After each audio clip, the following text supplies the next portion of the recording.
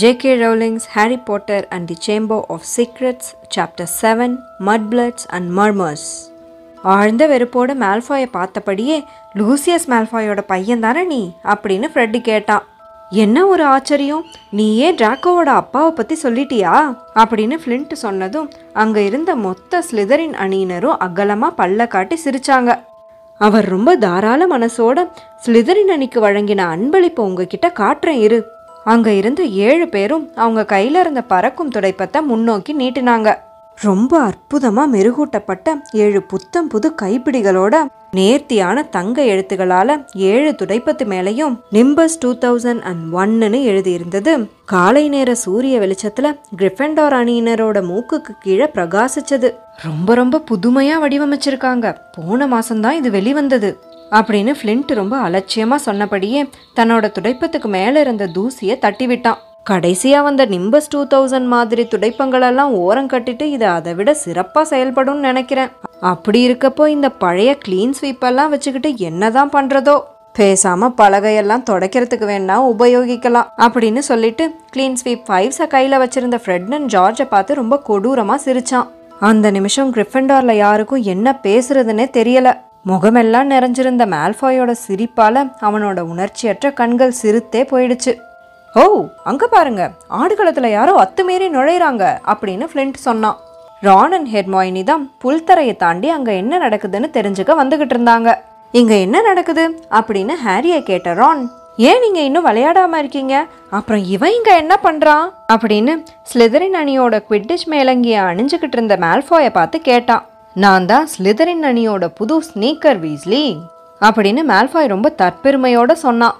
என் அப்பா எங்க அணிக்காக வாங்கி கொடுத்த புது பறக்கும் துடைப்பங்களை பார்த்து எல்லாரும் வியந்துகிட்டு இருக்காங்க, அவ்வளோதான் அப்படின்னு அவன் சொன்னதை கேட்டு தான் முன்னாடி இருந்த 7 புத்தம் புது பளபளப்பான துடைப்பங்களை வாயை பொளந்து ரான் பார்த்துக்கிட்டு இருந்தான். அற்புதமா இருக்குல்ல அப்படின்னு மால்ஃபாய் ரொம்ப மென்மையான குரல்ல கேட்டான். கிரிஃபெண்டோர் அணியினர் கூட எப்படியாவது கொஞ்சம் காசு திரட்டி புது துடைப்பங்கள்லாம் வாங்கலாம். இந்த கிளீன் ஸ்வீப்ஸ் எல்லாம் ஏதோ வந்த வேலைக்கு போதும்னு ஒழிச்சு கட்டிடலாம். அநேகமா ஏதாவது அருங்காட்சியகத்துல கூட இதெல்லாம் ஏலத்துக்கு எடுத்துக்கிட்டாலும் எடுத்துப்பாங்க அப்படின்னு அவன் சொன்னதை கேட்டு மொத்த ஸ்லிதரனும் வெடிச்சு செதறி சிரிக்க ஆரம்பிச்சாங்க. நல்ல வேலை, இங்க இருக்க யாரும் கிரிஃபெண்டோர் அணியை விலை கொடுத்து வாங்கியதும் உள்ள நுழையல. இங்க இருக்க அத்தனை பேரும் முழு திறமையால வந்தவங்க அப்படின்னு ஹெர்மாயினி ரொம்ப தீர்க்கமா சொன்னான். மால்ஃபாய் முகத்துல இருந்த தற்பெருமையெல்லாம் சட்டுன்னு மறைஞ்சு போயிடுச்சு. இங்க யாரும் உன் கருத்தெல்லாம் கேட்கல, யூ filthy little mudblood அப்படின்னு மால்ஃபாய் ரொம்ப உக்கரமா சொன்னான். நிச்சயமா மால்ஃபாய் ரொம்ப மோசமா ஏதோ சொல்லியிருக்கான்னு ஹாரிக்கு உடனேயே தெரிஞ்சது. ஏன்னா அவன் வார்த்தைகள் சட்டுன்னு உரத்து ஒழிச்சது. ஃப்ரெட்டும் ஜார்ஜும் மால்ஃபாய் மேல கோவத்துல பாஞ்சு போனத ஃப்ளின்ட் குறுக்க பூந்து தாவி குதிச்சு தடுக்க வேண்டியதா போயிடுச்சு. உனக்கு என்ன தைரியம் இருந்தா இப்படி சொல்லியிருப்ப அப்படின்னு அலிசா கோவமா கத்திக்கிட்டு இருந்தா. ரான் தன்னோட மேலங்கியில சொருகப்பட்டிருந்த மந்திரக்கோலை உருவி எடுத்து, நீ இதுக்கான விலைய கொடுத்தே ஆகணும் மால்ஃபாய் அப்படின்னு உக்கிரமா கத்தினபடியே ஃப்ளின்ட்டோட கைகளுக்கு கீழ்ப்பக்கத்துல இருந்து மால்ஃபாயை குறி வச்சான். இடி இடிக்கிற மாதிரியான ஒரு பயங்கர சத்தம் அந்த மைதானம் முழுக்க எதிரொலிச்சது. கூடவே ரானோட மந்திரக்கோல்ல இருந்து வந்த பச்சை நிற ஒளி அவனோட வயிற்று பக்கமே தாக்க அவன் வேகமா புல்தரையில பின்னோக்கி சறுக்கிக்கிட்டே போனான். ரான் ரான் என்னாச்சு உனக்கு அப்படின்னு கத்திக்கிட்டே ஹெர்மாயினி ஓடி வந்தா. ரான் பேசுறதுக்காக வாயை திறந்தான், ஆனா வார்த்தைகள் தான் வரல. அதுக்கு பதிலா சர்வ வல்லமையுள்ள ஒரு ஏப்பந்தான் வந்தது. கூடவே ஏகப்பட்ட நத்தைகள் அவன் வாயிலிருந்து வந்து அவன் மடியில விழுந்தது. அங்க இருந்த மொத்த ஸ்லிதரின்ஸும் விழுந்து விழுந்து சிரிக்க ஆரம்பிச்சிட்டாங்க. ஃப்ளின்ட்டுக்கு சிரிப்பு தாங்க முடியாம 2ஆ மடிஞ்சு அவன் ப்ரூம்ஸ்டிக்கால முட்டு கொடுத்தபடி நின்று சிரிச்சுக்கிட்டு இருந்தான். மால்ஃபாய் முட்டி போட்டு கீழே உட்காந்து கைமுட்டியால தரையை அடிச்சு அடிச்சு சிரிச்சுக்கிட்டு இருந்தான்.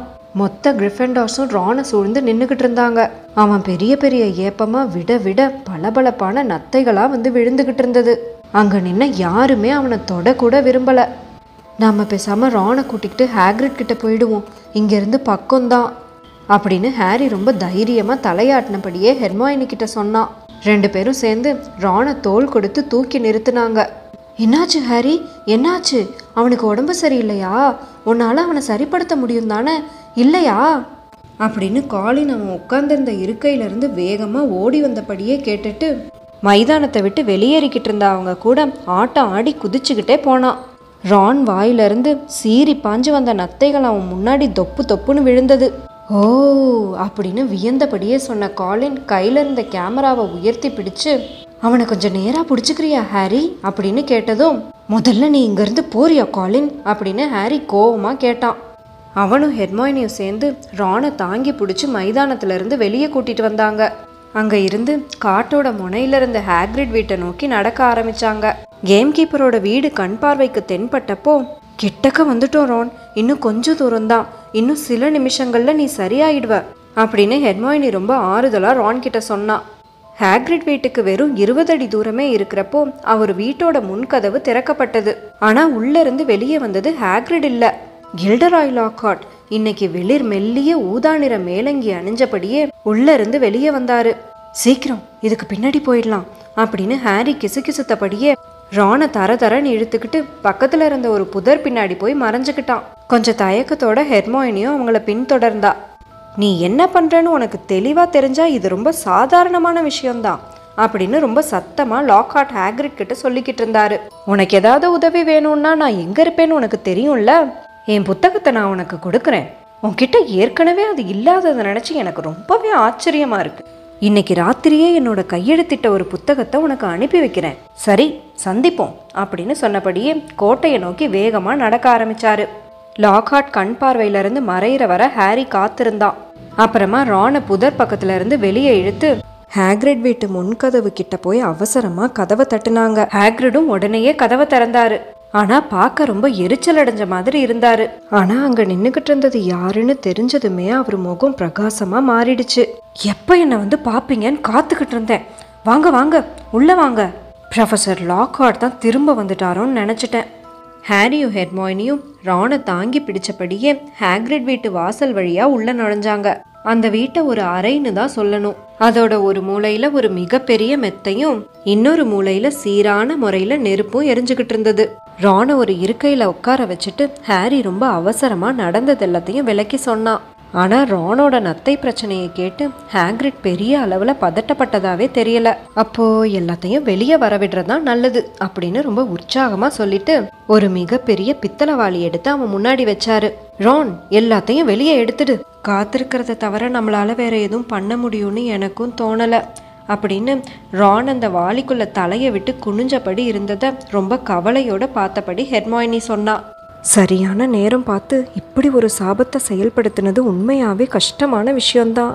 ஆனா உடஞ்சு போன மந்திரக்கோலை வச்சுக்கிட்டு ஹேக்ரிட் ரொம்ப பரபரப்பா அவங்களுக்கு டீ போடுற வேலையை தொடங்கினாரு.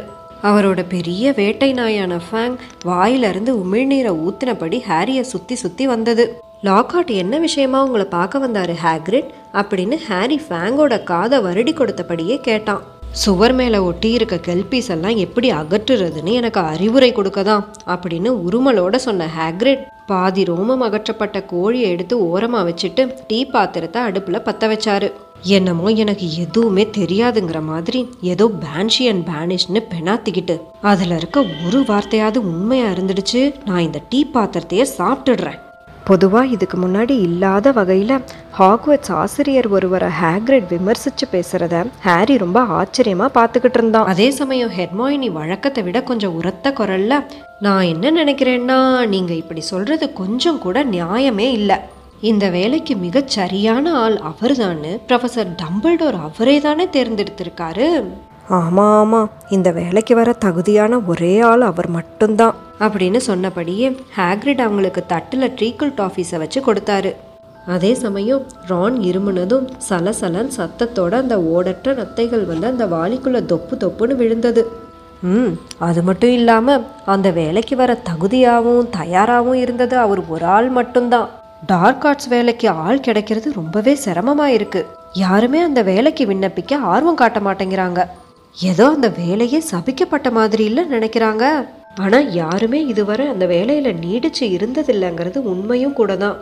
சரி சொல்லுங்க அப்படின்னு ரானை பார்த்து தலையாட்டினபடியே, இவன் யாரை சபிக்க பார்த்தான் அப்படின்னு ஹேக்ரிட் கேட்டாரு.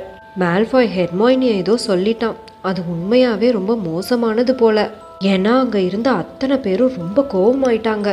முகம் வெளுத்து வேர்த்து விறுவிறுத்து போன ரான் மேஜைக்கு மேலே தலையை நிமித்தி கரகரப்பான குரல்ல, ஆமாம் அவன் ரொம்ப மோசமாக தான் பேசிட்டான். மால்ஃபாய் அவளை மட்பிளட்னு சொல்லிட்டான் ஹாக்ரிட் அப்படின்னு சொன்ன கையோட ரான் பாஞ்சடிச்சு பார்வையிலிருந்து மறைஞ்சு போனான். ஒரு அலை போல புத்தம்புது ஓடற்ற நத்தைகள் வாளிக்குள்ள தொப்பு தொப்புன்னு விழுந்தது. ஆனா அவன் கடைசியா சொன்னதை கேட்ட ஹாக்ரிட்க்கு பயங்கரமா கோபம் வந்துடுச்சு. அவன் அப்படியா சொன்னான் அப்படின்னு ஹெர்மோயினியை நோக்கி உருமலோட கேட்டாரு.